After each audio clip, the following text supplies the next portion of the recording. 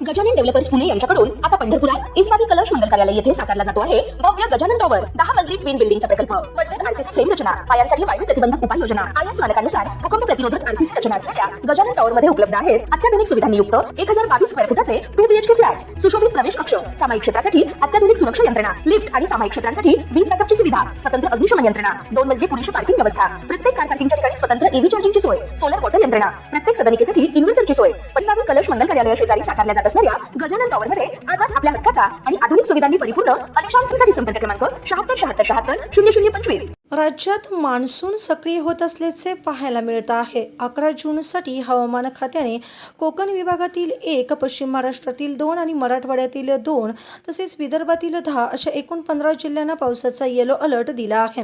तसेच राज्यातील अनेक जिल्ह्यांमध्ये हलक्या ते मध्यम स्वरूपाच्या पावसाची शक्यता वर्तवण्यात आली आहे। कोकण विभागातील पालघर जिल्ह्याला उष्णतेचा येलो अलर्ट जारी करण्यात आलाय। दिवसभर उष्ण आणि दमट वातावरण राहण्याची शक्यता असून संध्याकाळी काही ठिकाणी वादळी वाऱ्यासह गडगडाटी पाऊस पडू शकतो। याशिवाय रत्नागिरी जिल्ह्याला पावसाचा येलो अलर्ट देण्यात आला असून ठाणे, मुंबई, रायगड आणि सिंधुदुर्ग जिल्ह्यातील काही भागात हलक्या ते मध्यम स्वरूपाच्या पावसाचा अंदाज आहे। पश्चिम महाराष्ट्रातील कोल्हापूर आणि सातारा जिल्ह्यांना पावसाचा येलो अलर्ट जारी करण्यात आला। या भागात विजांच्या कडकडाटासह आणि जोरदार वाऱ्यासह पाऊस पडण्याची शक्यता आहे। तसेच पुणे, सांगली आणि सोलापूर जिल्ह्यातील काही भागांमध्ये हलका ते मध्यम स्वरूपाचा पाऊस पडण्याचा अंदाज हवामान विभागाने व्यक्त केला आहे। मराठवाड्यातील बीड आणि धाराशिव जिल्ह्यांना पावसाचा येलो अलर्ट देण्यात आला आहे। या भागातील मेघगर्जना आणि विजांच्या कडकडाटासह पावसाची शक्यता वर्तवण्यात आली आहे। तर छत्रपती संभाजीनगर, जालना, परभणी, हिंगोली, नांदेड आणि लातूर जिल्ह्यातील काही भागांमध्ये हलका ते मध्यम स्वरूपाच्या पावसाची शक्यता आहे।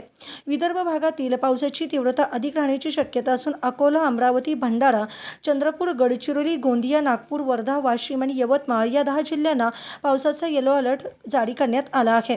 या भागांमध्ये विजांच्या कडकडाटासह जोरदार वारे आणि पावसाच्या सरी कोसळू शकतात।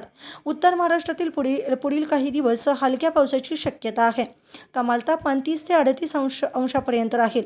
पुढील काही दिवस राज्यातील वातावरणात सातत्याने बदल होण्याची शक्यता असल्याने नागरिकांनी हवामान विभागाच्या अधिकृत सूचनांचे पालन करावे।